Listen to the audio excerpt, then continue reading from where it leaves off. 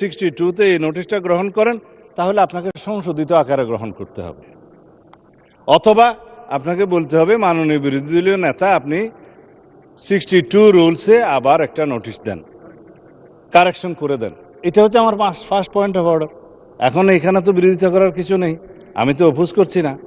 আপনার every right আছে notice দিয়ে সংশোধিত করার এবং আপনি অ্যালাউ করার। কিন্তু যে নোটিশটা এখন আমাদের সামনে আছে, এই নোটিশটা হচ্ছে 68 রুলস অনুসারে নোটিশ। আপনি জরুরি জনগুরুত্বপূর্ণ বিষয় আপনি দেখেন, জরুরি জনগুরুত্বপূর্ণ বিষয় সম্পর্কে সংক্ষিপ্ত আলোচনা এখানে আধা ঘন্টা পাবেন। কোনটা আপনি ডিসাইড করবেন আপনার এখতিয়ার।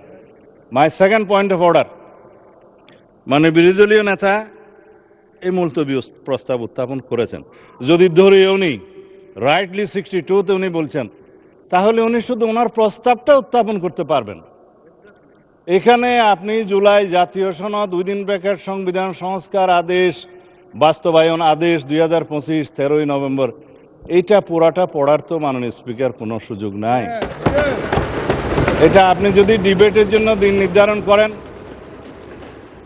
আগামীকালকে করবেন না আগামী পরশু করবেন, 3 দিনের ভিতরে আপনি করতে পারেন, সেদিন আলোচনা হতে পারে। বিরোধী দলীয় এবং সরকার দলীয় কোন কোন সদস্যগণ বক্তব্য রাখবেন সেটা তখন দেখা যাবে।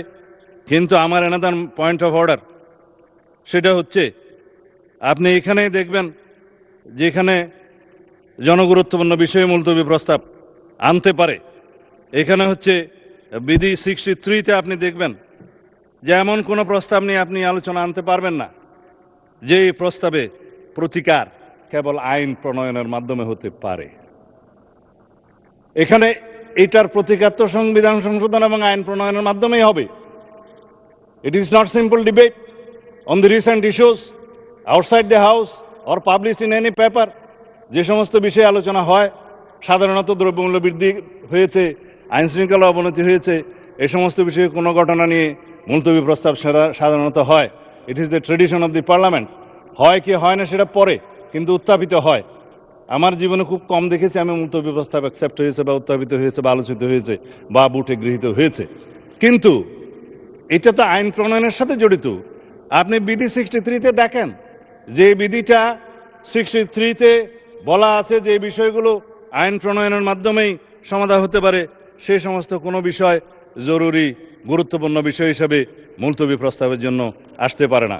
এখানে আমার ফেয়ার প্রপোজাল আছে। This is my third point of order, fourth point of order. আমার প্রপোজাল আছে, আমরা সংবিধান সংশোধন করতে চাই, আমার বিরোধী দলীয় সদস্য কেউ কেউ সংস্কার করতে চান। পার্লামেন্টের ল্যাঙ্গুয়েজ হচ্ছে কনস্টিটিউশন হয় প্রণীত হবে, অথবা রহিত হবে, অথবা স্থগিত হবে, অথবা সংশোধিত হবে। আমরা এখানে সোভারেন পার্লামেন্টে এখতিয়ার নিয়ে এসেছি, সোভারেন জনগণের। আমরা এনাক্টমেন্ট করতে পারবো, আইন প্রণয়ন করতে পারবো, এবং সংবিধানও একটি আইনের মাধ্যমে, বিলের মাধ্যমে এসে সংবিধান সংশোধন হবে। সুতরাং সংবিধান সংশোধনের জন্য let us form a constitution reform committee here. Position এবং অপোজিশন সবগুলোকে নিয়ে, সবাইকে নিয়ে সংবিধান সংশোধনের জন্য আমরা কাজ করি।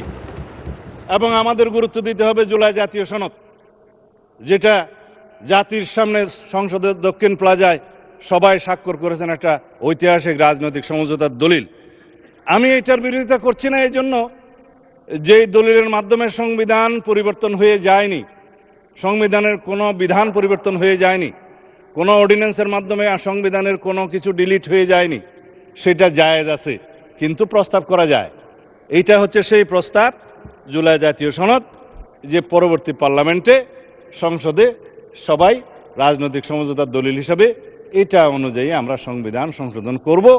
এবং যে সমস্ত রাজনৈতিক দল ম্যানিফেস্টোতে অন্যান্য বিষয় উল্লেখ করেছে, সেই ম্যানিফেস্টো অনুযায়ী জনগণের ম্যান্ডেট পেয়েছে, আমরা 51% ম্যান্ডেট পেয়েছি। আমরা সেই মতো আমাদের ইশতেহারে উল্লেখিত অন্যান্য বিষয়গুলো যেগুলো সংবিধানকে টাচ করবে সেখানে এগুলো আনতে পারবো, এবং অন্যান্য বিষয়গুলো হয়তো আইন কানুন পাশ করে করা যাবে।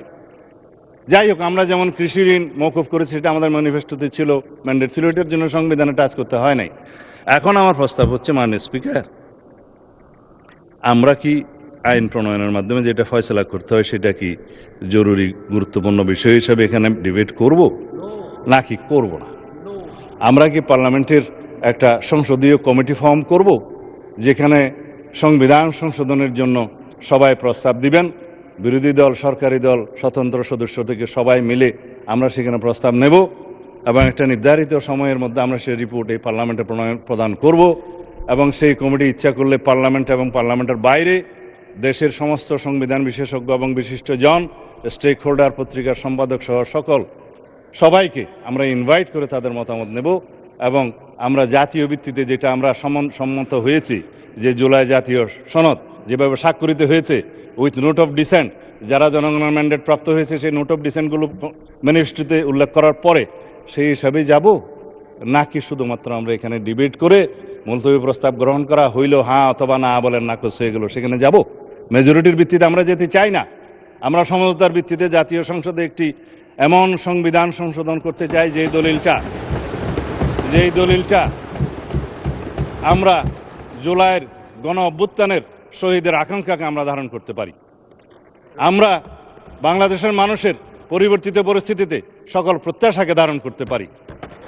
সেই জুলাই গণ অভ্যুত্থানের শহীদের আকাঙ্ক্ষা, প্রত্যাশা, জনপ্রত্যাশা, বিরোধী দল এবং সরকারি দল সবাই মিলে যারা সংসদের বাইরে আছে তাদেরও মতামত সহ নিয়ে আমরা এমন একটা দলিল রচনা করি যাতে করে আমরা অনেক দিন এই দলিলটা নিয়ে কাজ করতে পারি। অনেক দিন বলার কারণ হচ্ছে সংবিধান মানুষের প্রয়োজনে, দেশের প্রয়োজনে, সমাজের প্রয়োজনে, চাহিদা অনুযায়ী সময়ে সময়ে অবশ্যই কিছু কিছু বিধান পরিবর্তন করতে হয়, সময়ের দাবি। সেই জন্য আমরা একটা পারপিচুয়াল নেচারের অ্যামেন্ডমেন্ট করি, যেটা অন্তত দীর্ঘদিন পর্যন্ত আমাদের এখানে থাকবে। আমরা সেই সংবিধান নিয়ে আগাতে পারবো। আপনি এখন ডিসাইড করতে পারেন, মাননীয় speaker, you are my lord of the house. ধন্যবাদ।